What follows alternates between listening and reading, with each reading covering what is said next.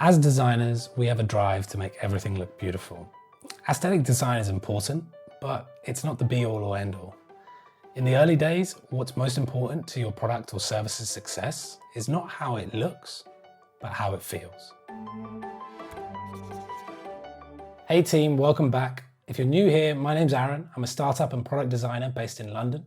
And on this channel, we unpack the secrets behind great businesses and good products to help you on your journey. Today, we're going to break down the importance of user-centered design, how to create intuitive designs, and how thinking like your user will help you best design for them.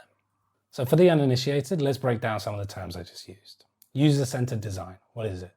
Basically, it's a framework whereby you put the user at the center of your universe. That means starting with them and ending with them.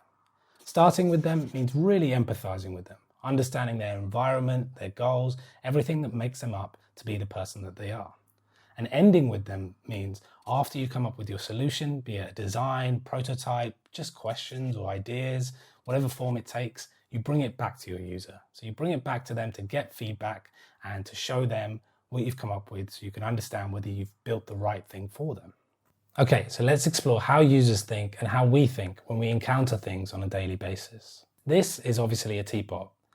And even if you've never interacted with a teapot before, you still have this gut feeling that you grab this side here and you pour out using this side here.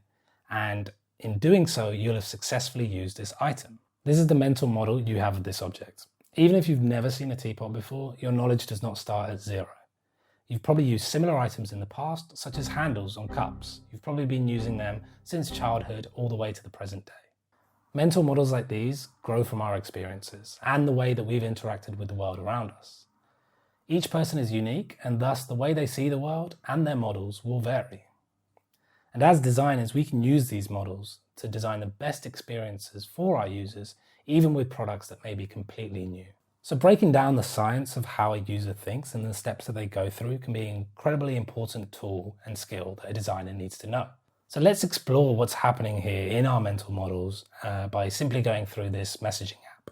So when you first encounter a new experience, the first thing that you do is use your senses to really understand what's going on.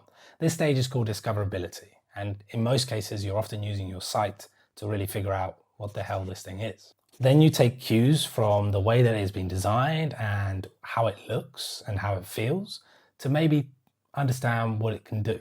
And this step's called affordance. So in doing this, you start to build up an expectation of what you think might happen, using your mental models of things that were similar and things that you know from your past. And then you take action. You do the thing that you think this thing was built to do. And then you get the result. And if the result was what you expected and it was seamless, then this experience was probably a success. But if it wasn't and you made mistakes or it was frustrating, then this experience was probably a failure and probably needs to be reevaluated and reworked and iterated on. And this is why it is important to take your designs back to users. They'll tell you both directly and indirectly whether you've done a good job at solving the task at hand. So now that we have a handle on this concept, let's have a think about how we might use it to go about building a new experience from scratch. Let's say we rewind the clock and we live in a world before online shopping has ever existed. And we are tasked with building the first ever online store. So we're building for a cohort of users that have never shopped online before. How might we go about this? In speaking to these users, we understand that they have mental models that we can borrow from. Although they've never shopped online before, what they've done a hell of a lot of is shop offline, shop in the real world, shop on catalogs. And they have very good, very established mental models of how that works. So what we want to do is start by replicating parts of the mental model in our online store. And so to replicate sections in a store in the real world shopping or chapters in a book in catalog shopping, we might do categories and perhaps put them in a left-hand navigation drawer or at the top navigation. To replicate the products themselves, the ones that sit on the shelves in the real world, the ones that sit on the pages in the catalog, we might do product listings and also have the price attached in a similar way that they are in catalogs and in the store. In the real world, if we wanted to buy a product, what we would do is add it to our basket. And we can borrow that same principle and especially that same language and bring it back into our online store and put the ability to add to basket when a user has the intention to buy. And then when you're done with your shopping and you're ready to go, what do? You check out. And we can use that same language in our online store to kind of enable the user to tap into the mental model that they already know and that they're already very familiar with, to make sure that then when they come to our new experience, they're very comfortable and they can go through it seamlessly, borrowing from the knowledge that they already have. So you can see here, by applying the conceptual mental model that the user already has, we are able to replicate relatively closely the experience that they have offline in an online store. You can see in that example, we were talking about Amazon. And Amazon isn't winning any design awards for how beautiful it looks, but it is intuitive and it is easy to use.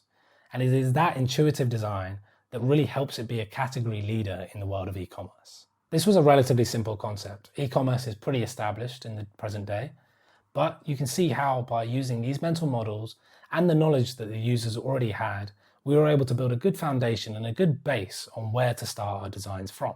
Intuitive designs and experiences don't come easily. You have to work on them over time and iterate on your designs to really make them seamless. The best way to really improve on your designs and your flows is to get them in front of your customers as quickly as possible. In the beginning, we spoke about user-centered design, and that kind of third act and that final phase of bringing your designs back to your customers or your users is the most important part to improving your designs. But you can see that in the beginning, that stepping into your users' shoes, empathizing with them, asking and understanding what their mental models are, can really help you build the best foundation for your product. Ultimately, the questions that you have to keep asking yourself about the product or the experience is, does this help the user achieve the goals that they desire?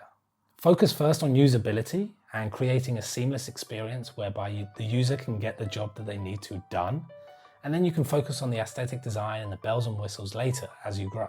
If you can be single-minded and focus on how the user feels while experiencing your product rather than how it looks, then you'll be giving yourself and your product the best chance of success.